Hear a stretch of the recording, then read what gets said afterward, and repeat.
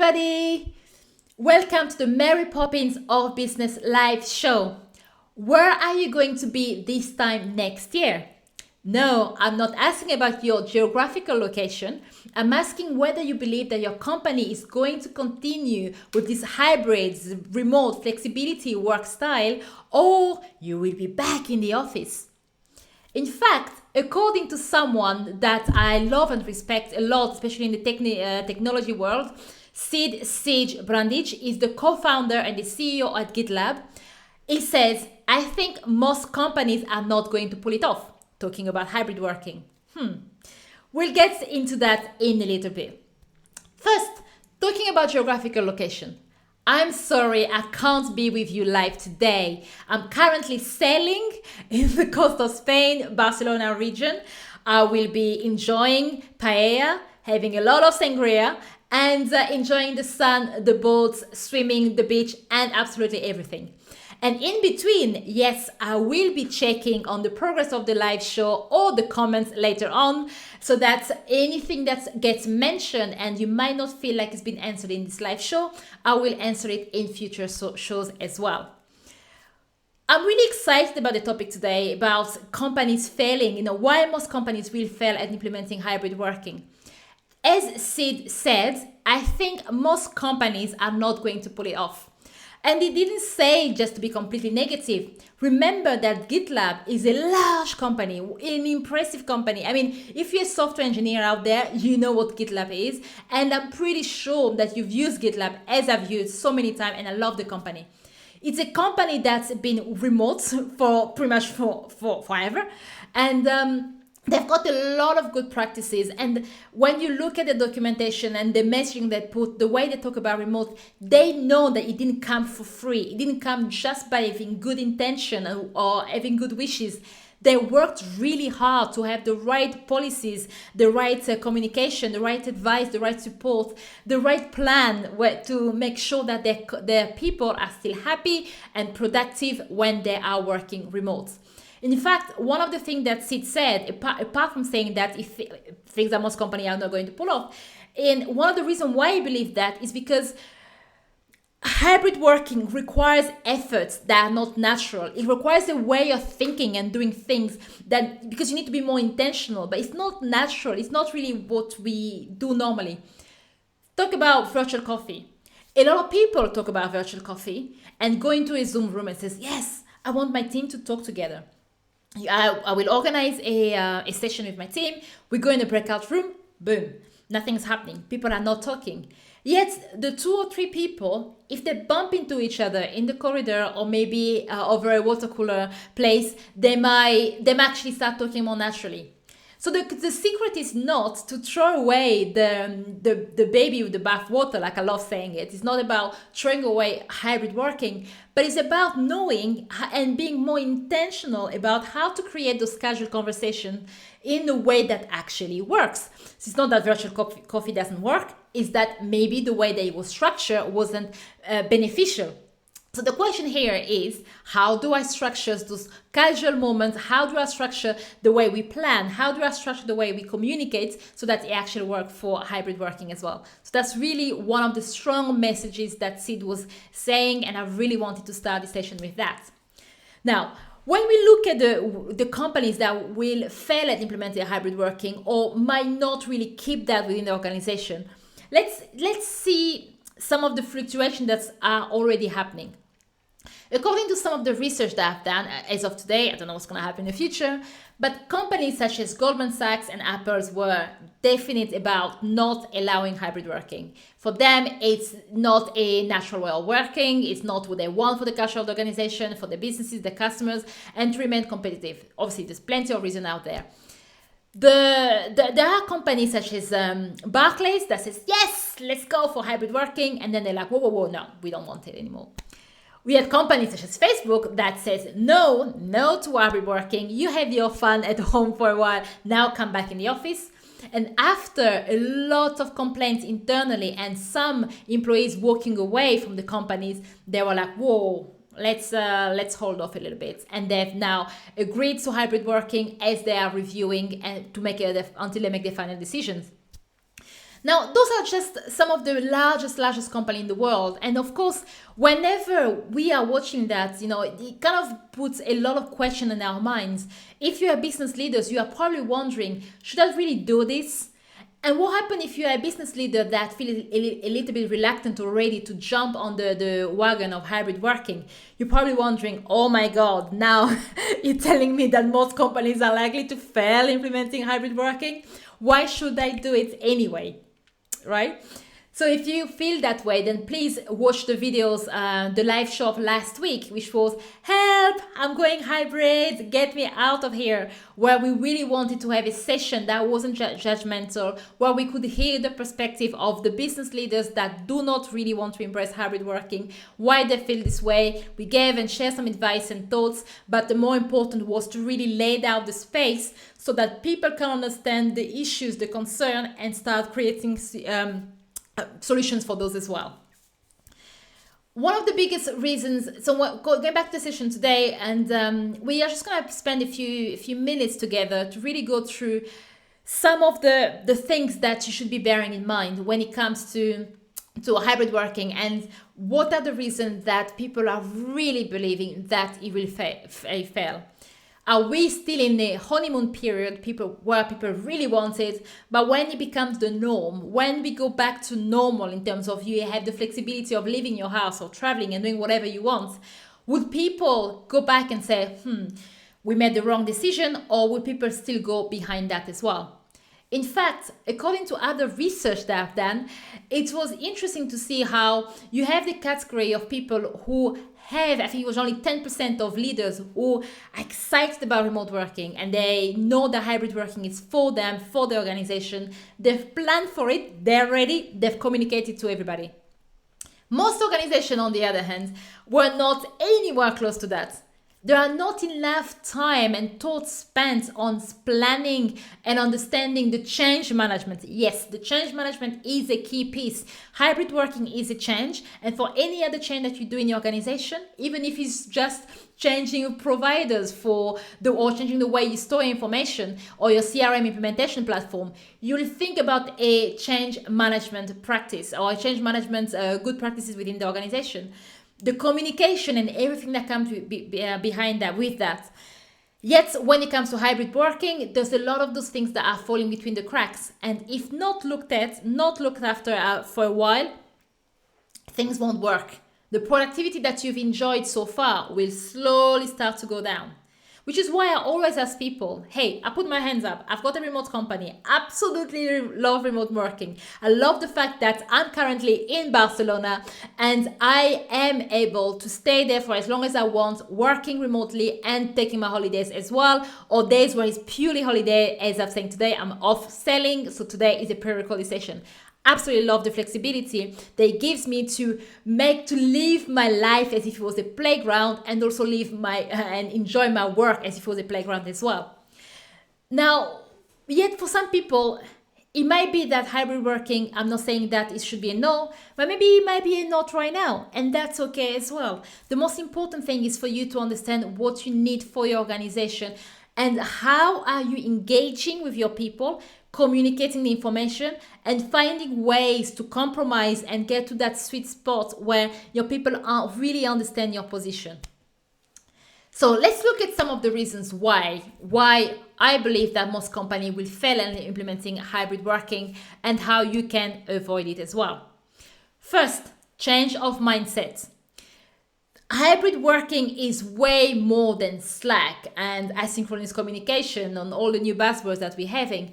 You need to change the way you think. You need to plan a lot more and be more intentional, right? Change of mindset means that what you used to take for granted, that it doesn't really happen anymore. Even you can't just turn around and ask people how to do X, Y, Z. So if you are planning something and working with people, do you have the right processes, the right tools? Have you spent the time to review them and making sure that they work as well? Change of mindset doesn't just happen.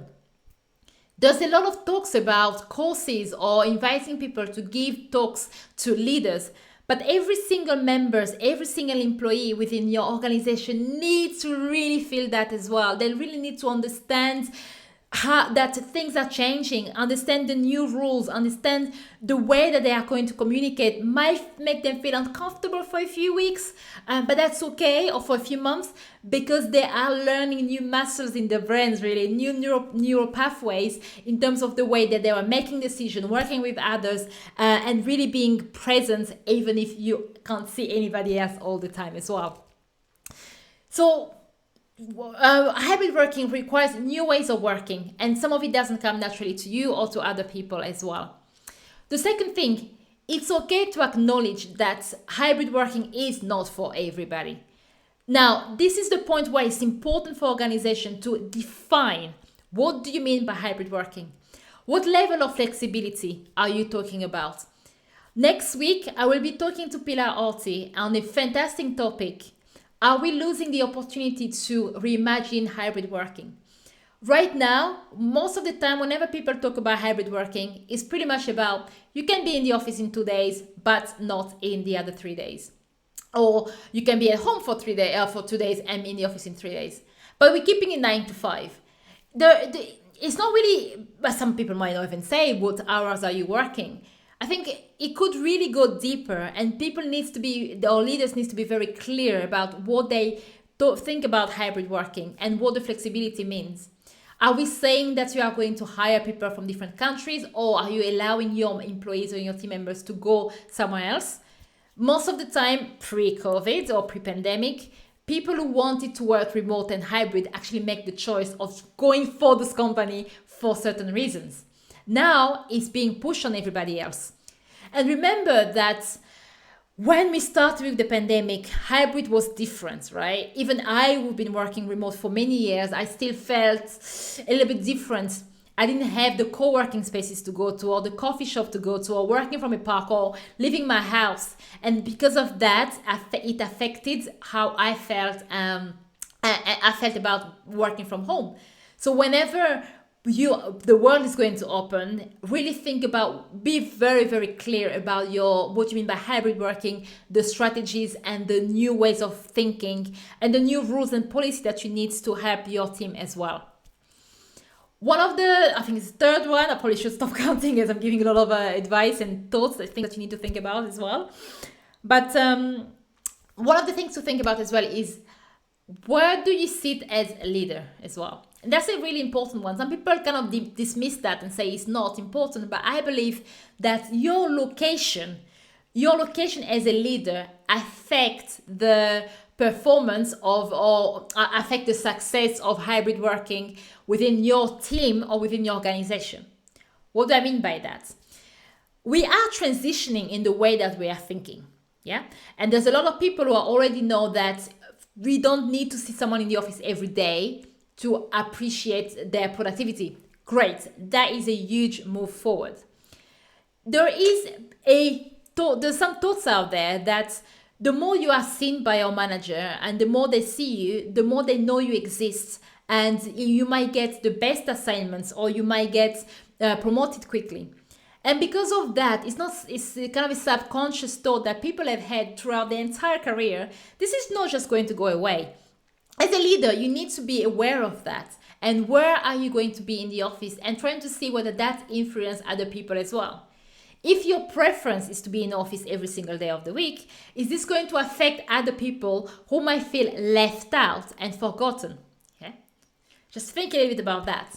Now, the solution is not that you are not in the office. The solution goes way deeper. It's pretty much about how you manage, how you lead decision making for assignments, transparency, and a lot going on. So kind of think a little bit about that. But I just wanted to put the problem statements out there so that you can also think a little bit differently about your behavior and how you can counteract your presence in the office and send a clear message to your people that don't think that because you're sitting next to me, that gives you more chances of being promoted because of XYZ. So that's kind of important for people to know. There's a lot of people who are worried about, if I'm the only one not on site, I'm forgotten. That brings me to another point, social cohesion. Social cohesion is one of the biggest problems that business leaders are having as well. It goes back to, what do you mean by hybrid working? Because of some COVID restrictions, you might have a certain number of people in the office at one time. This is going to go way beyond, as many business leaders or companies are reducing the amount of desk space that they have. It means that there's always going to be some kind of rotation in the office. Now, bear in mind that as human beings, the more we see each other face to face or as a group, you create a new faction, you create a new group of people that might end up creating their own culture, or they might end up creating their own inside jokes as well. So how are you going to manage that? Because the people coming from different shifts, and if it's always the same group of people coming on certain days, it will affect the affinity within the team member within the team as well, and might affect your productivity or the way people see each other. The last thing you want is creating new types of silos. At the moment, many business leaders are already dealing with group A from this department and group from this department that might not get along. But if we use this new idea of within the same department or the same team, you have people that come on certain days, and if there's no overlap, they don't create relationship, or they're not intentional about creating relationship, even if they don't see each other, you might start creating different silos within your own team as well. And that will really cause a lot of stress to organization, and that might lead to the hybrid working strategy to fail, and people might just decide that, you know what, it's just easier to be back in the office as well. So that's another thing to think about. And the social cohesion, again, is not something that gets talked a lot. So please do take the time as you are engineering and imagining your new hybrid working solution for your companies to really bear that in mind. One other things to also bear in mind is who will be responsible to guide you along the way as you are making the changes in the organization to go remote. That is also another reason why a lot of business leaders worry about remote working. Why is that? Well, at the moment, this new task or this new piece of work of kind of moving the company to become remote falls on the shoulders of executives. It could be HR, or it could be the founder, or it could be a combination of different people within the C-suites as well. Now, bear in mind that all of the people that needs to reinvent hybrid working already are busy people that had a lot of things to do before. What is the impact of them being able to really drive this organization, to really drive this initiative forward? I've spoken to teams and organizations that found a way to have someone internal to kind of change their job role to be able to help them with the entire process. And so if that's not the case, you need to ask yourself, who within my organization is responsible for the success of hybrid working, not just pandemic hybrids, but in the long term as well. So if you cannot answer that question, then please do some thinking and put that as part of your strategy, because that could be one of the reasons why you will fail at hybrid working as well. So please really ask yourself this question: who is responsible? In the next show, I think in a couple of weeks actually from the broadcast of this episode, I will be talking about this new role coming up called Head of Remote, and what does it mean and why it's important. So I'm not going to spoil it for anybody planning on coming to that session here, but in that session, I will talk a little bit more about different ways you could structure your organization and how you could, even if you don't create a new role, but what you can do about that and why it is important to have someone who's actually responsible for the strategy to go hybrid as well. So already you can start seeing some of the complexity of going hybrids and why, according to Sid, and as he said before, the co-founder and CEO of GitLab, I think most companies are not going to pull it off. As you can see, there's a lot of planning, there's a lot of being intentional, there's a lot of really thinking about all of the different aspects of the organization as well. I could go on, but I want to kind of leave it here, as I've already shared a lot of things that you're probably thinking, wow, I need to go and maybe listen to this a second time and really take notes and start thinking about what to do next, because not really tackling those challenges will come back and bite you in the backside in the future as well. Just to kind of finish up quickly and give you some more thoughts, really, if you really want your hybrid working strategy to succeed, I will go back to planning. Be intentional about planning your organization. Understand how you make decisions and understand how you are going to deal with the social cohesion problem that will really happen in the future as well. Always start with number one, assess your organization, assess your leadership team and assess the strengths and weaknesses and how you can support them. Assess your team members. You can have the best, strongest leaders. If the team members, they don't have the mindset they need to succeed in a hybrid working mode, you need to know how, as a leader, you are going to help them along the way as they are developing new habits, new mindset as well. Look at your organization and really assess, what are the goals? What do you want your organization to be? And what is stopping you internally? Do you have the right tool, the right processes? Pretty much absolutely, do a review of your organization. And if at any point you need any help and you need someone to come in and help you on a consultancy basis or roll up the sleeves and sit next to you as we go into this assessment and creating the blueprint of your hybrid remote working, then please speak to me. If you want to just get some awesome advice, as usual, put your message in the comment, find me on social media. I'm happy to have a virtual coffee with you or I'm happy to answer your questions at the next live show. So I'm going back, or I'm just going to continue enjoying my day in Barcelona, sailing my way through my day, enjoying sangria. And for you and for the rest of you watching this, don't forget, let's design a happy and productive workplace playground together. See you soon.